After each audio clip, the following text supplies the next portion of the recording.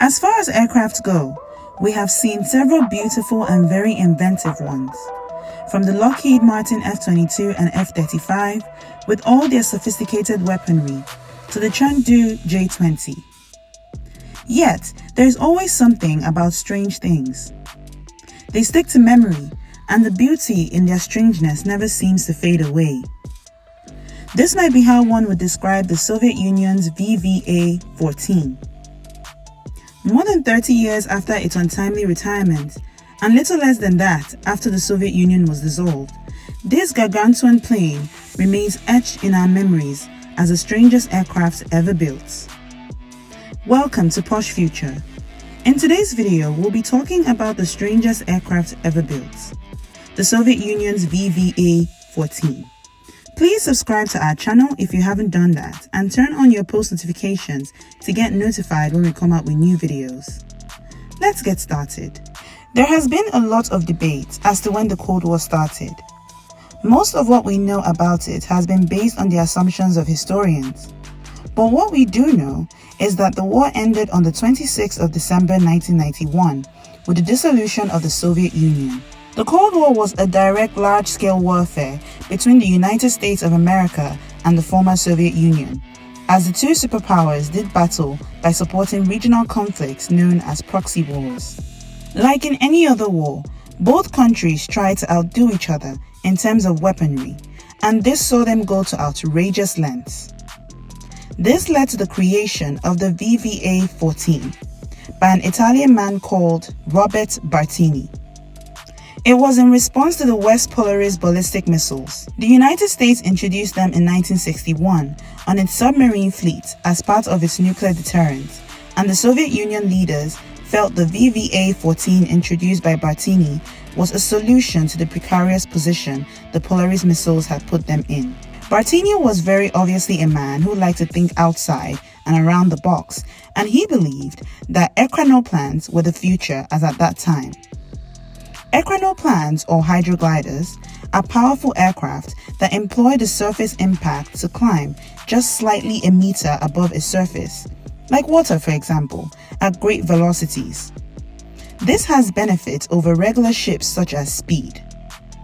It also has an advantage over aircraft in that it can be undetectable to radars. So, in layman's terms, it was deemed to be able to browse surfaces, permitting it to have eyes on submarine targets while keeping it safe from attacks. It will have anchorage gear and inflatable pontoons to make it amphibious. It's worthy of note that those pontoons gave it the look of a bomber airframe bound to two nacelles. Also, they possessed numerous heaving jets to develop a vertical takeoff and landing competent machine. This strange machine was somehow endorsed, and Bartini and his team started working on making one of the most remarkable machines of the Cold War. Quite exceptionally, the VVA-14 started coming to life. The letters VVA are an acronym for Vertical Takeoff Amphibious Aircraft, and the number of engines was 14. The whole project was slated to be a three-phase development program to test the concept and working capacity of the engines. The VVA-14 was to be tested in 3 phases, using 3 prototypes. The prototype that came first, the VVA-14M1, was to be a basic aircraft to test the aerodynamics of the design and be a technology experiment. It would also be used to test the inflatable pontoon system after initially being fitted with rigid ones. The VVA-14M2 would then be used to test the vertical takeoff and landing performance of the aircraft, whilst also being used to test fly-by-wire controls as well as an automated flight control system. Ultimately, the VVA-14M3 would be used to test anti-submarine warfare operations and weapons. Despite how ambitious and maybe impossible all these seemed, the first test of the conventional VVA-14M1 went smoothly. In terms of using ground effects, the aircraft made use of it very well, hovering some 8 meters from the surface of the water. Handling also looked pretty good, and the aircraft flew well when in regular flights.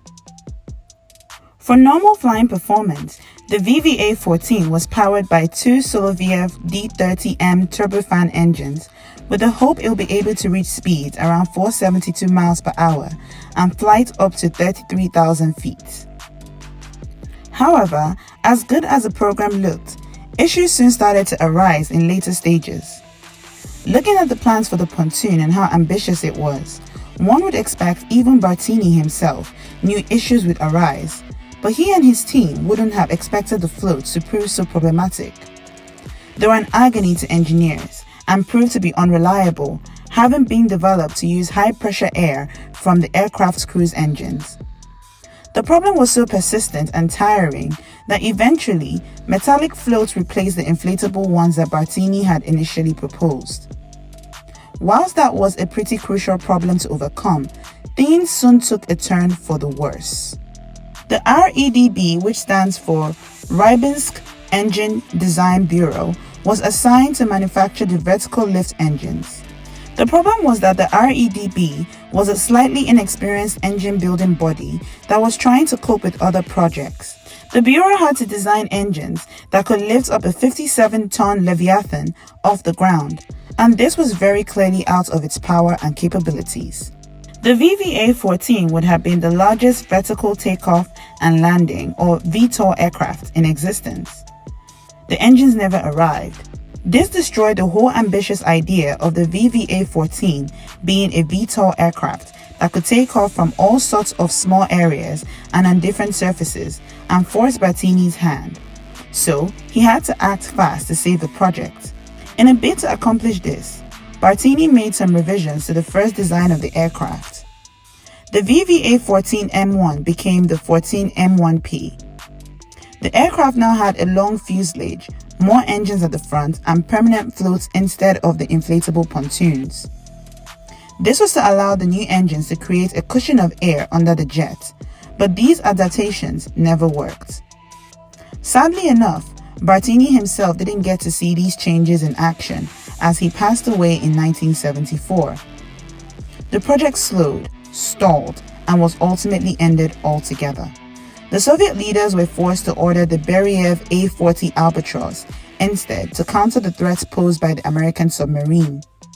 If this aircraft had made it into production and worked, the VVA-14 would have been one of the most powerful aircraft of the Cold War, because the ambition and potential of the project was enormous. Bartini himself remains a renowned name because of his layout and designs for this project, getting the Soviet leaders to listen to him and accept it, and also to have two prototypes built. His death brought on the death of the project, and this was only reasonable because no one else would execute the project as well as the visionary himself. The VVA-14 number 19172 was the only survivor of the two prototypes in a war the Soviet Union went on to lose, which led to their dissolution. It survives today at the Soviet Central Air Force Museum in Moscow, but it sadly remains dismantled without its wings, tail fins, or engines. It reminds us nonetheless of the extremes the Cold War pushed aircraft designers all over the world. That's all we have for you today. If you enjoyed this video, please go down in the comment section and let us know what you think about the aircraft, and give this a big thumbs up. Don't forget to subscribe to our channel and turn on your post notifications so you never miss a video. Until next time, bye!